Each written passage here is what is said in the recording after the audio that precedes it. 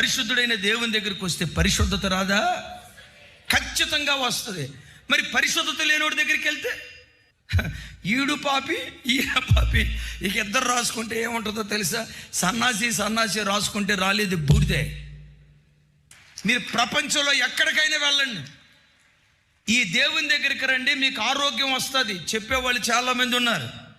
ఈ దేవుని దగ్గరికి వెళ్ళండి, మీ పంటలు బాగా పండుతాయి అని చెప్పేవాళ్ళు ఉన్నారు.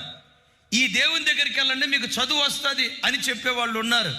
ప్రపంచంలో ఎక్కడైనా ఈ దేవుని దగ్గరికి రండి, మీకు పరిశుద్ధత దొరుకుతుంది. ఈ దేవుని దగ్గరికి రండి, తాగుబోతులు మారుతారు. ఈ దేవుని దగ్గరికి రండి, తిరుగుబోతులు మారుతారు. ఈ దేవుని దగ్గరికి రండి, వ్యభిచారులు మారుతారు. ఈ దేవుని దగ్గరికి రండి, దొంగలను దొరగా మారుస్తాడు అని చెప్పే దేవుడు ఎవరైనా ఉన్నారంటే వన్ అండ్ ఓన్లీ ఆయనే నజరేయుడైన యేసుక్రీస్తు ప్రభువు. పాపిని పవిత్రుడిగా మార్చగలిగిన ఏకైక దేవుడు, దొంగలను దొరలుగా మార్చగలిగిన దేవుడు, మాంత్రికులను మార్చగలిగిన దేవుడు, వ్యభిచారులను మార్చగలిగిన దేవుడు, జారులను మార్చగలిగిన దేవుడు.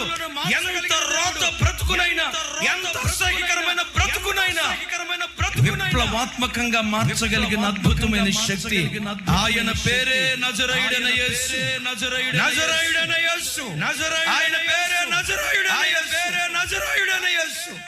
యవన బిడ్డలారా, యేసయ్యను విడిచి సెల్ ఫోన్లో అశ్లీలమైన వాటికి ఒక్క క్షణం కూడా నువ్వు వెళ్ళొద్దు. యేసయ్యను విడిచి సోషల్ మీడియా దగ్గర నీ టైం వేస్ట్ చేసుకోకు.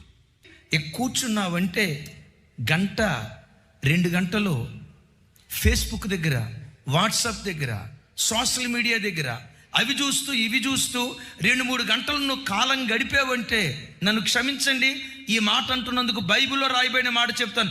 లోకంతో స్నేహం చేసే ప్రతివాడు ఏమై ఉన్నాడు? సెల్ ఫోన్తో గంటల తరబడి స్నేహం చేసేవాళ్ళు, గంటల తరబడి సోషల్ మీడియా దగ్గర కూర్చునేవాళ్ళు.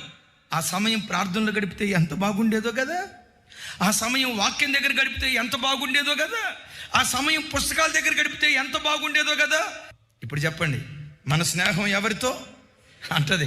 వాక్యం అంటది, తండ్రితోనూ ఆయన కుమారుడైన యేసుక్రీస్తు వారితోనూ ఆయన పంపిన పరిశుద్ధాత్మతో మనం స్నేహం చేసే వ్యక్తులుగా ఉందుముగాక.